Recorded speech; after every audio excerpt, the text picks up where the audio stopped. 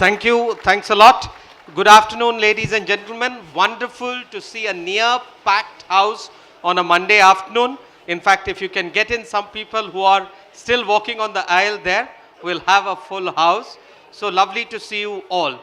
So some of you who were there yesterday in the session where AVM Subramaniam unveiled his biography of General Nanavati, I think the discussion veered around to writing about war and military.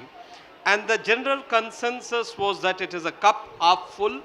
You can either feel bad that there is not enough being written about military issues or war history or historiography, or you can feel nice that there has been a certain resurgence in this, at least in recent years. And the good part about the writing in recent times is that it is aiming to reach out to people.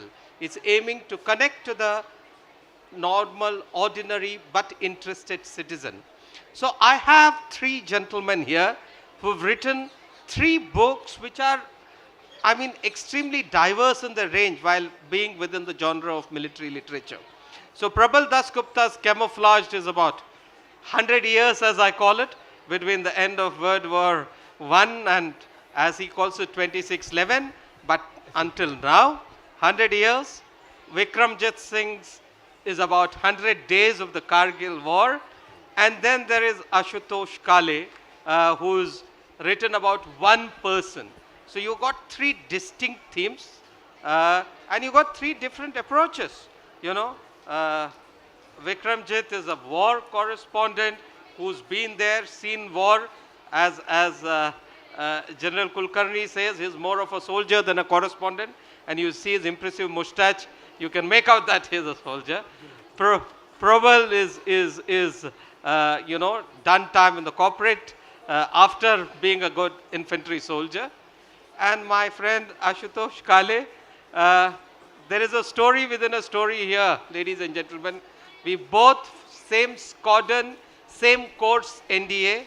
We were rolling together 40 years ago, and how is that for a story that we are on the same panel 40 years later in JLF?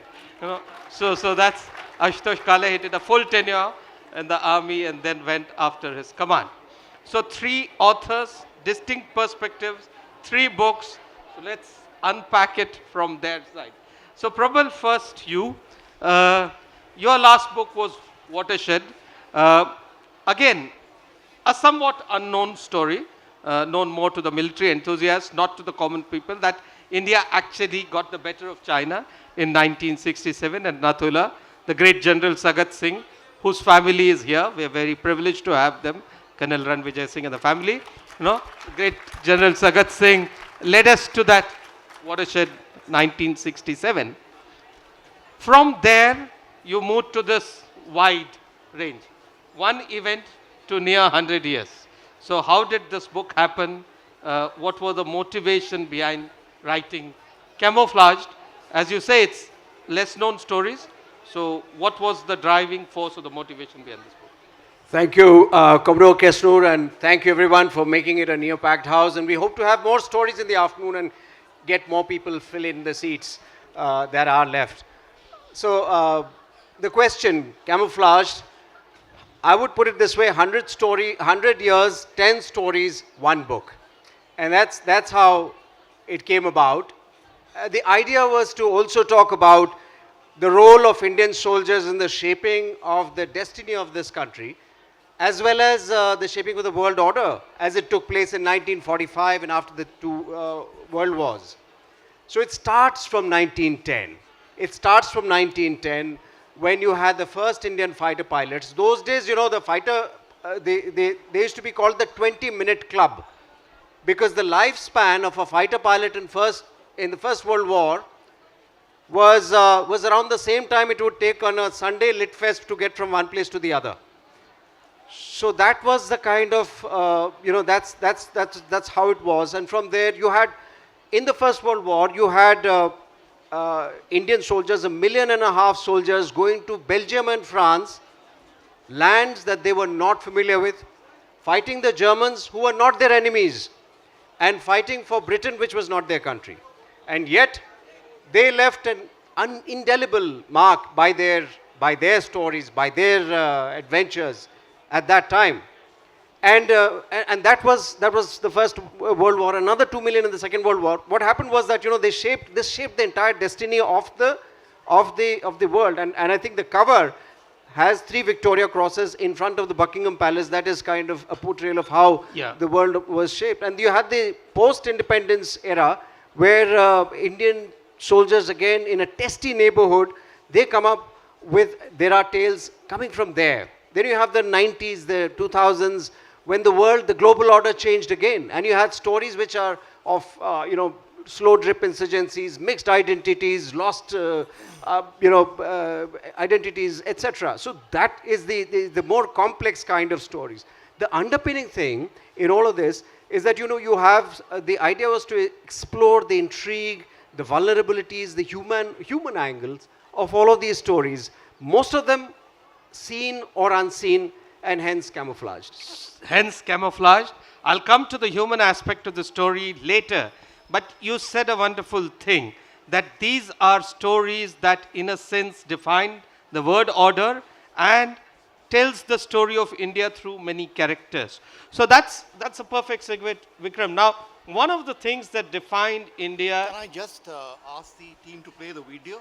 Yeah, play the Kargil video. Technical team, can you play, please play the video, please? Yeah. Yeah. So one of the things that defined India was the 1999 Kargil War. It's a war that shaped our generation. Many of my contemporaries were involved, seniors were involved in that. Now, you've been a war correspondent. You reached areas where no one did. You went over 14,000 feet, the only man to have had access in those high altitude areas. You've seen war in its raw form. And I'll come to various aspects of that war. But again, the question to ask you is interesting. There were many stories and books that came out on Kargil in the immediate aftermath of the war. For someone who saw it so close hand, your book has come out a quarter of a century later. So can you explain in a sense how this war defined your reportage? What about this war? I know you emphasize it's much more than the war. You talk of counterinsurgency in Kashmir. But since Kargil defined our nation in some way, just talk us a bit about this book more. Thank you, Srikant, for the introduction, and good afternoon, ladies and gentlemen. Before Kargil occurred in 1999, I was posted in Srinagar as a reporter for the Indian Express. And my only request to the corps commander used to be that when your troops go into operations in the counterinsurgency, when you hunt down terrorists in villages and you climb mountains where their caves are, I want to be with your frontline troops, where your sepoy or the rifleman is firing. I don't want to be at the back where your commanding officer or your brigade commander or anybody is there, because I want to see what the soldier goes through. So from 97 October till Kargil, I went on numerous operations with the Rashtra Rifles and regular infantry brigades, battalions. And for 3 days, for 2 days, I climbed mountains at night with them. I went into ambushes with them at night. So when Kargil occurred, I told the corps commander again, I said, I don't want to be in the valleys of Dras or Mashko or the Indus, where the entire media corps is confined. I want to go into high altitude, where the infantry is fighting at the bunkers. Now, because I had been in Kashmir and been with the troops in numerous operations, the corps commander gave me permission twice to go into high altitudes with the troops and see the battle firsthand.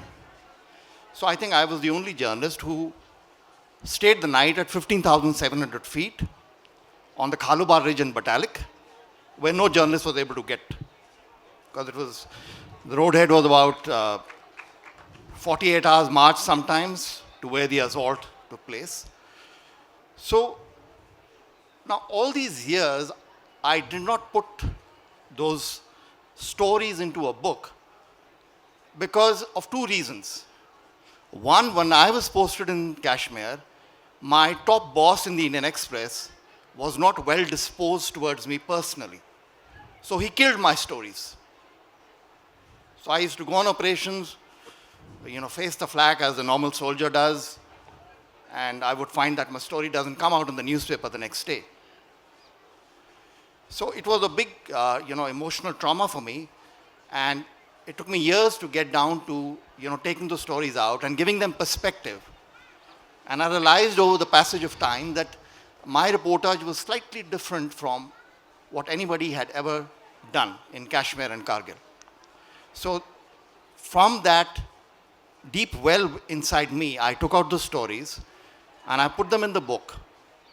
And so there's one chapter, No Kills, where's the story? And it tells the story actually of the soldier also, because, I was in operation for 3 days and we didn't kill a single terrorist. I went at night with them in the ambush. I climbed mountains and not a single terrorist, they ran away. So I came back to Srinagar and my boss said, where have you been 3 days? I said, sir, I was in an operation. They didn't want me to tell where I am, so I had to keep it secret. He said, okay, how many terrorists did you kill? So I said, sir, no terrorists, they escaped. So he said, oh, where's the story? इसमें क्या story है? कुछ और लिखिए जाके. इसमें कुछ नहीं है. एक terrorist भी नहीं मरा आपसे. But the soldier, for 3 days, he's been hunting them. He's been examining every house. He's been, what you call, bashing the bushes. He's been opening the haystacks to see if he's hiding there. He's opening the coal stacks in each house. He's opening the cupboards. And there's nothing. And that's what happens in the newspaper. You get a small paragraph, 2 soldiers killed, 2 terrorists dead. That's it. But look at it's the tip of an iceberg. So my book is trying to tell you that what the soldier goes through on ground.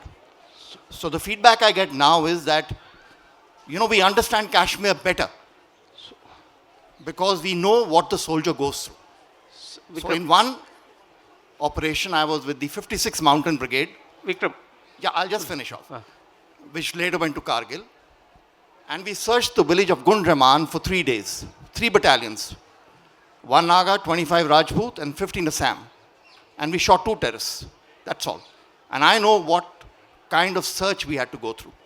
Every trunk cupboard had to be opened up. So that's about my... Lovely. I mean, see, he's telling so many stories within stories, and you can go on, including one where you haven't had kills. But Ashutosh, now that's a perfect segue. Kargil, your protagonist, Major Sudhir Walia, is there. He's the ADC to General Malik. Very decorated guy. 2 Sena medals for gallantry. Simple, humble boy, 9 para SF, Sainik School, Sujanpur, Tira boy. Now he volunteers to go to war and General Malik lets him go. Of course, he dies in a subsequent operation. Very highly regarded. But you write an unusual book because you're much senior to Rambo or Major Sudhir Walia. Normally in the armed forces, we write about people who are much senior, right? We are inspired by them. So this is different. You're inspired, sufficiently inspired by this young man, no doubt a superstar amongst his contemporaries. So how did your book happen? And this is your 3rd book after you've written 2 other stories. So how did Rambo happen? Thank you, Srikant, and good afternoon. Indian military literature is often bereft of raw human emotion and gripping narratives that you would see in European military literature. I wanted to explore courage and bravery after peeling the deeper inner layer of the inner turmoil, anxiety and fear that all of us go through in combat. And you can't explore courage and bravery without actually going in deeper. Sudhir's story is very different because I didn't write it because he displayed mind-numbing courage in operation after operation. I didn't write his story because he led the last attack in Kargil and captured Zulu Top just 10 days after landing up in Kargil, after being in a glamorous pro-string, and he gave it up and came down to Kargil. I didn't write his story because He died a month later, leading a raid on a militant hideout in which he got shot 6 times over. I wrote the story because there are some very, very unique things in his lifespan which he did, which are very different. And I'll quickly just tell you two of them, which are there on the book too.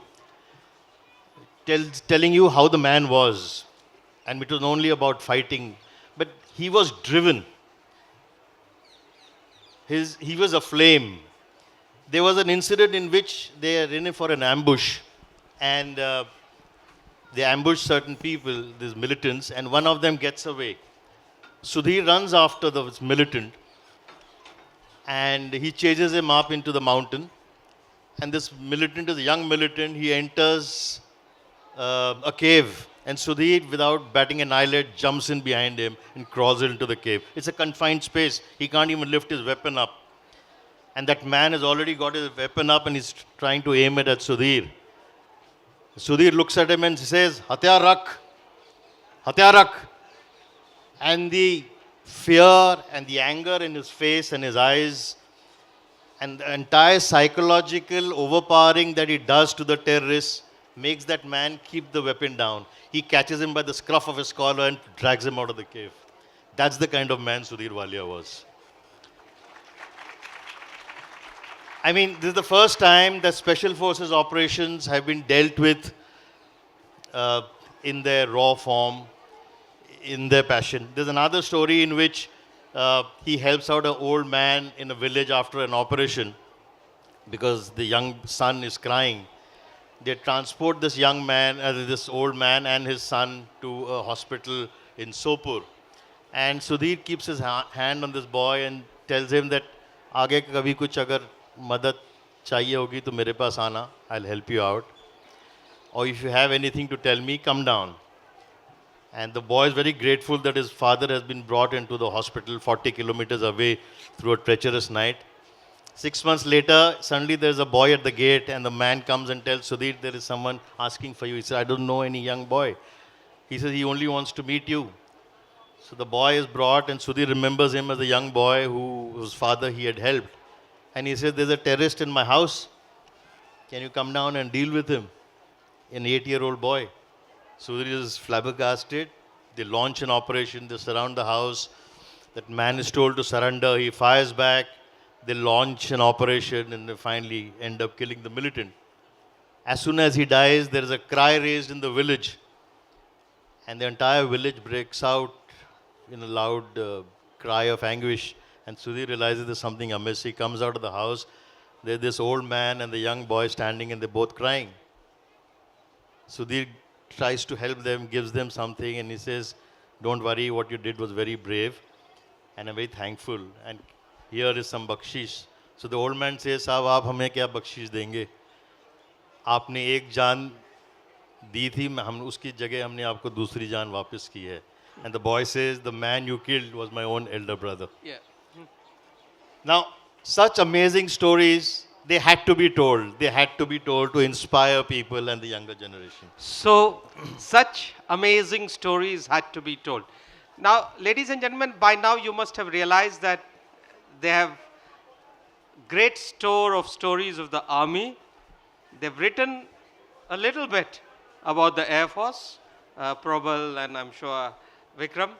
Thankfully, they haven't written about the Navy, which is why they got a Navy man as a moderator here. You know? And there is lots of Navy in the audience, including our esteemed former Navy Chief, Admiral Madhvendra Singh, you know, the former Chief of Naval Staff, whose father incidentally was Army IC number 1, you know. So we have again an Army-Navy link. So Prabal, now, human stories are completely there in both their versions. But they're there in yours in 10 different stories, and each one of them fascinating. So there is, you begin with Hardit Malik and Laddie Roy, you go to Haripal Kaushik, lots of other stories, and you end with 2611. Can you, if I can ask you to pick up, it's difficult to ask an author to choose a favorite, but can you pick up the most compelling or the most favorite double? Which is yours? What's the story? That's a very difficult question to answer. I was hoping that question doesn't come about. But I would put it this way. Let me narrate a little anecdote from one of the stories. All of them are my children. So I've kind of taken pains to look into the sources. So they're all favorites. But there's an anecdote from one of the stories, and this is, if I have a little more time, I'll talk about the other one. But I'll just stick to this anecdote. Yeah. No, please, you can put up the slides. Yeah, put off the slides. It's a wrong one. Yeah. So yeah. So I'll tell you when to put on the last slide, but that's later. Isko baad mein daliye. You tell the story. Yeah. So this is a story from 1971. You don't need to look at the slides, you can hear my story. This is a story from 1971. There are 3 Indian Nats taking on 3 Pakistani sabre jets. And this is above the skies above Boira, which is near Calcutta. So they took on these much more superior sabre jets that the Pakistanis had got from Canada.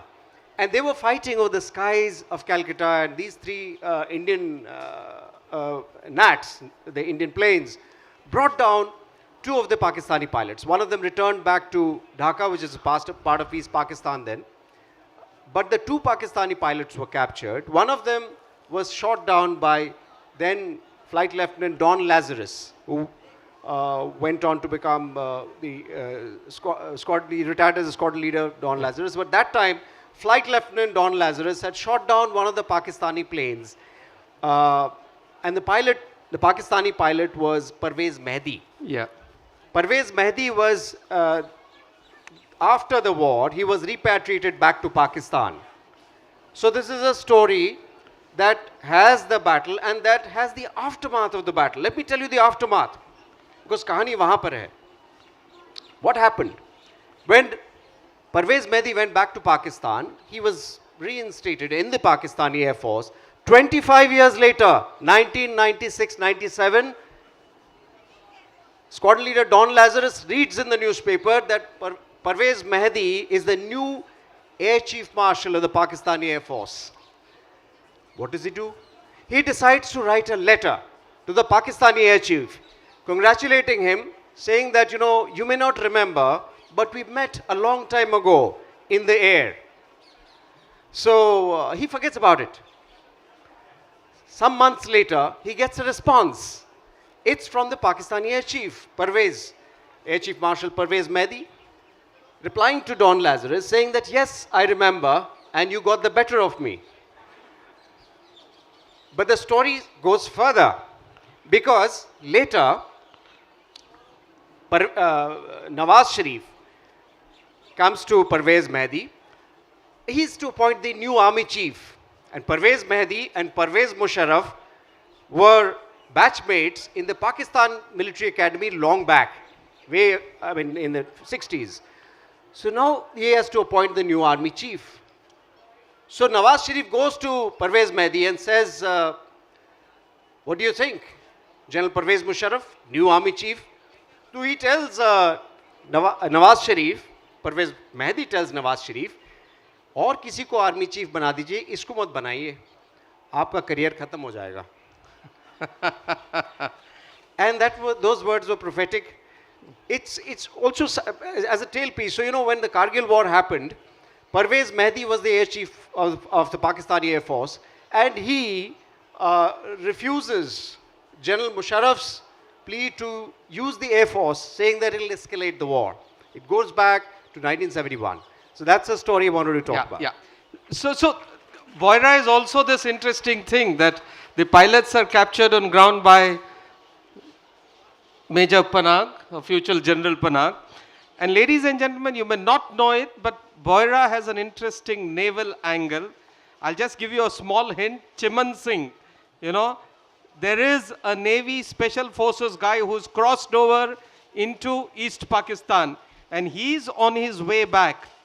And he comes and witnesses the Battle of Boira happening on top of him. So everyone else in the Battle of Boira gets a VRC, but Chiman Singh ultimately gets a Mahavir Chakra. So you are the Navy angle to Boira too. So this is now interesting, but since we are running short of time, I'll ask both of you the human angle question. Vikram, you heard about Kargil. Your book has a fantastic evocative title, Flowers on a Kargil Cliff. And lots of your book is about this human interest story. I was personally fascinated by many of a widow who refuses to learn or acknowledge her husband's death, of ashes strewn of an officer, of a temple on top of Tulaling. Was second Rajdev for someone who did that? That was later 12 Jack. 12 Jack. And then you written of the role of donkeys in the war. And then you talk of the Pakistani officer Rommel. So I'll ask you to pick one or two of your favorites. But let me combine the question to Kale to save time. So after Vikram, Ashu, I want you to talk about your book is fast paced. It is super. I mean, it's a biography, but it goes at a super clip. So how do you balance authenticity with, creative license and with description? So I want to know that from both of you. Vikram first and Ashu, as brief as you can. Well, the title Flowers on a Kargil Cliff takes from, I have a passion for flowers, for nature. And when I was in battle in Kashmir and Kargil, I would pick those beautiful little flowers and I would put them in my pocket and send them in letters to my very anxious fiancée in Chandigarh. Her name is Himani and I married her later and she's here. So while we were on this cliff in Kargil and we were being fired upon, and it was a very narrow cliff and I nearly fell from there, and these flowers popping out and I picked them and the soldier said, sir, आप ये फूल उठा रहे हैं, यहाँ युद्ध चल रहा है, आप क्या कर रहे हैं? तो मैंने बोला वो मेरी मंगेतर है, वो घबराती है तो मैं उसके लिए फूल चिट्ठी में भेज रहा हूँ तो वो उसकी जो घबराहट घट हो जाती है. Now soldiers are also human beings. They have loved ones at home, they have their girlfriends, they have their wives, they have their mother and father. So they understood my why I was sending flowers in letters. So after some time, the soldiers saw a little flower peep out of a rock and they said, sir, ये फूल हमारी तरफ से हिमानी जी को भेज देना. So Flowers on a Kargil Cliff takes from that as a metaphor, as a symbol of war and its human side. So I've also written about a Pakistani officer, Captain Rommel Akram, a very brave man whose grandfather named him Rommel after the German general because his grandfather fought in North Africa. And Rommel, in the battle for 5140 in Dras, he was alone because 16 men were wounded, 6 were dead. So he was firing RPGs on a concerted infantry assault on his position. And then he got the sniper round through his cheek and exiting from his left ear. And they gave him up for dead, but he survived.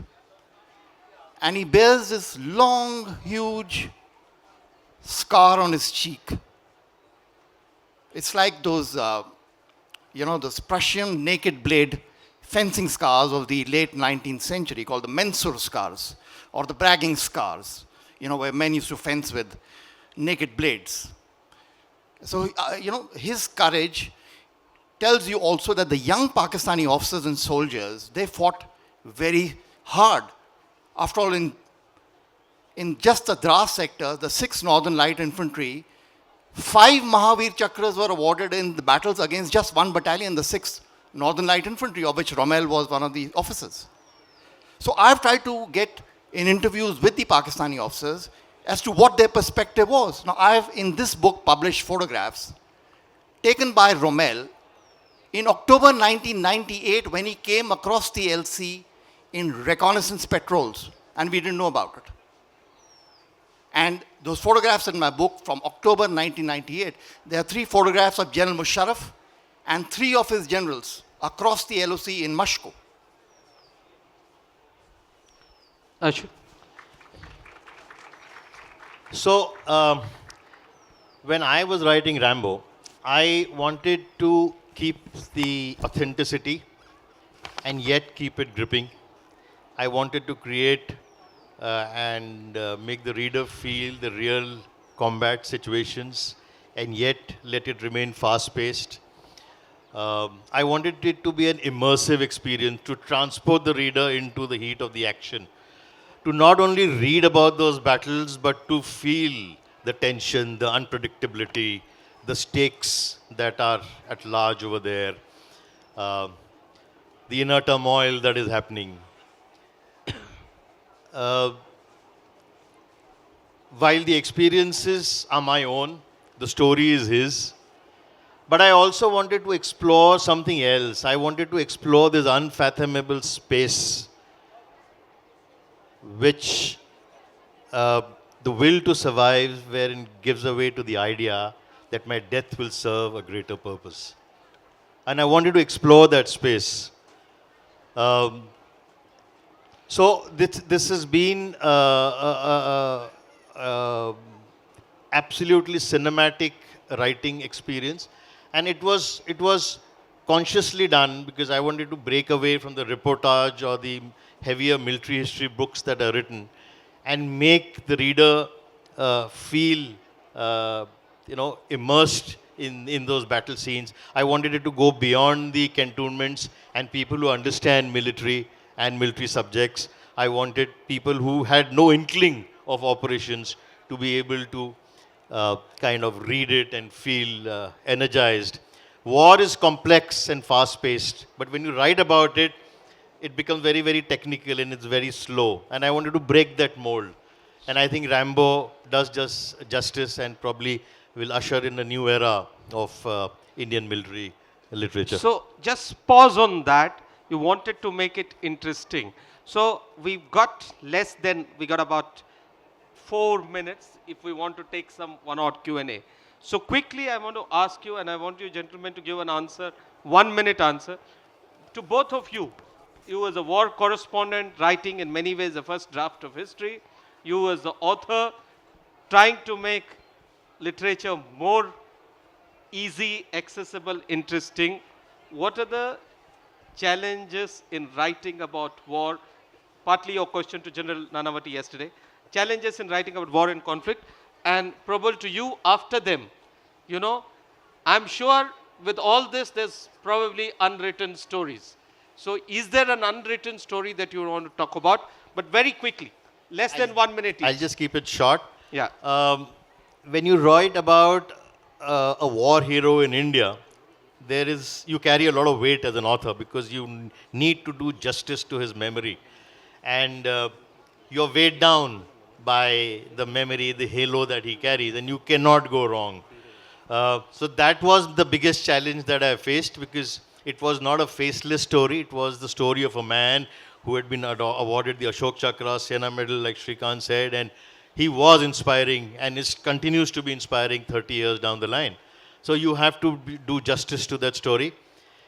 And yet, you want to bring it home to the readers for them to feel, that they have really read a story which is worth reading. So that was really the challenge and the tight walk that I had to kind of do constantly, and look within myself and look at the writing if I was doing the right thing or I was becoming too... Challenge was internal. Yeah, too filmy about it. Yeah. Vikram? Well, I think, the challenge of war reportage is that at the moment of war, you're circumspect about the degree of truth that you reveal. But there was one very clear thing in my mind when Kargil started, that this had been a huge higher command failure. And as the war was on, in the third week of May, I wrote an article in the Indian Express saying that this has been a blunder. But I restrained myself at that time. And over the years, with my research and my interviews with different officers and soldiers from both sides, I have been critical about why Kargil occurred, the failures in the first phase of the war. And despite being embedded in counterinsurgency and in Kargil with the troops, I was not like the American embedded war correspondents. I retained a critical view of higher command failures because we need to know the truth so that we don't repeat the Kargil blunder again. because our jawans and young officers pay a very heavy price for being surprised. Lovely. I think you must say hats off to that because he retained his objectivity and balance despite being embedded. Probal, the unwritten. So yes, Commodore Kesnur, there are so many stories that you can cover. But why this story? This is a story that encapsulates the entire 100-year span. The year 1915, the battle place is Neuve-Chapelle. 40,000 British troops, British Indian troops, in an era where every third soldier was an Indian, were attacking the French village of Neuve-Chapelle, taking it back from Germany, which they did. They were faced with a heavy counterattack by the Germans. Among them, among the Indian troops, was a soldier, Subadar Manta Singh. Manta Singh was from the Ludhiana Sikhs, and Manta Singh was in that battle when he saw bullets flying as the Germans bombed and attacked the British troops. He saw his company commander, then Lieutenant George Henderson, fatally wounded, almost dying. What does Manta Singh do? He leaps up from the trenches, picks up Henderson, looks around, he sees a wheelbarrow, he deposits George Henderson into the wheelbarrow and wheels him out of the battle. In the process of doing that, Manta Singh is also hit. He's hit on in the abdomen and the shoulder. But after they've gone out of the battle, George Henderson recovers in 6 months. Manta Singh is taken to the hospital in Brighton. 9 months later, Manta Singh's leg is amputated. 12 months later, Manta Singh dies. The news reaches Henderson. Henderson is shocked. He's sad. He wants to do something about it. He reaches out to Manta Singh's son, Asa Singh, in Punjab. He brings young Asa Singh over and gets him into the British Army. Incredible story. But it doesn't end there. Because in the Second World War, Asa Singh and George Henderson's son, Robert Henderson, fight shoulder to shoulder against Rommel's troops in North Africa. Amazing story that has continued over 2 generations. But the story doesn't end there. Why? Because India becomes an independent country. So you have 2 countries now. But the families are still linked to that trench of Neuve-Chapelle. So post-independence, Asa Singh's son, Jaimal Singh, and Robert Henderson's son, Ian Henderson, are in touch. And they have been in touch in the 60s and 70s and 80s. 3rd generation. Amazing. But the story doesn't end there. Where does the story go? Can we see the last slide? You know how the families look today? Last slide. Show that last slide. Every 2 years at the Chhatri Memorial, you know what's the Chhatri? The Chhatri Memorial in Brighton, in England, has a memorial for all Indian soldiers that fought in the First World War. Give me the last slide, please. And in that Chhatri Memorial, the 2 families get together every 2 years to celebrate that incident, that gallant deed of 1915 at Neuve-Chapelle. The families of Henderson and Manta Singh. This kind of encapsulates the entire 100-year saga. That's the story that I think they haven't got that. So, ladies and gentlemen, I've got 1 minute plus 2 or 3 minutes grace from the organizers. I have time for just 1 or 2 observations or short questions. So, yes, the lady here in second row and the gentleman there. Just 2 very quickly. Good afternoon, panelists, and good afternoon, everyone. I'm Dr. Anju Gehlot, and my question is to all the panelists. So we know the change is constant. May I know, in the present scenario, what is patriotism? What is patriotism in the present scenario? According to panel. Okay. After you, sir. Very good afternoon to you all, sir. So my name is Sohrab. I'm a son of Group Captain Ashwini. My dad served during the Kargil War as well. He flew sorties. He was posted in Adhampur. Sir, so I'm a filmmaker. I had 2 questions. One, how does the army see representation of army and the Indian Armed Forces in the Indian films? Are you guys happy with it? Are you satisfied with it? The other question is, why is so little written about POWs? Have we forgotten them like the rest of the society? Like, there's very little literature about them. Okay. Vikram, you take the nationalism bit. You take the POWs bit. You'll take the POW? Okay, quickly. So there is a story in Camouflaged, Saurabh, that talks about the prisoner of war. And that's a story that I would urge you to, since you're looking for a POW story, that's a story that fell into my lap, courtesy Air Vice Marshal Arjun Subramaniam, who's here, who connected me with somebody who told me his father was a prisoner in the Second World War. And he saw the entire World War through the lens of a prisoner, and he wrote a diary each day of his life in prison.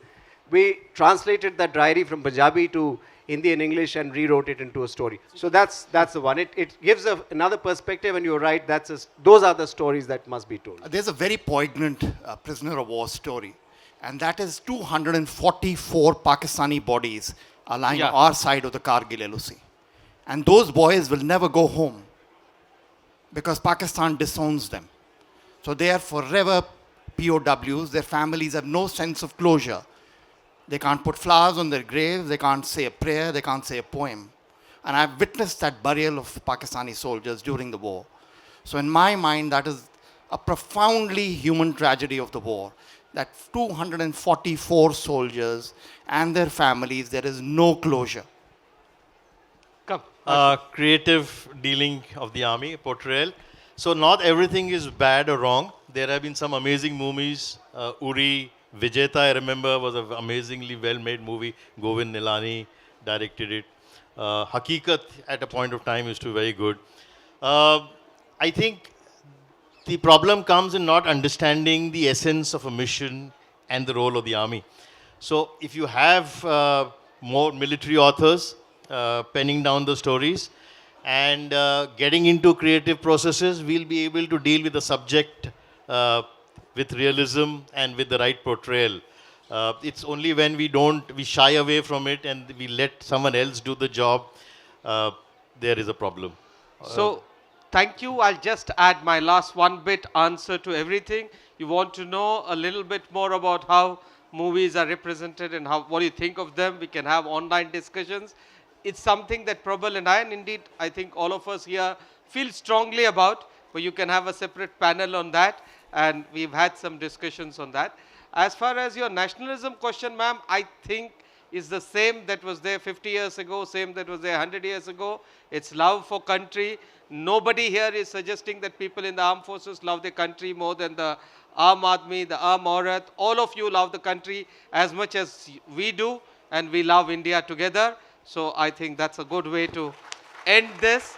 So ladies and gentlemen, please give a big hand to, I'm sorry sir, time is up. Give a big hand to all three authors.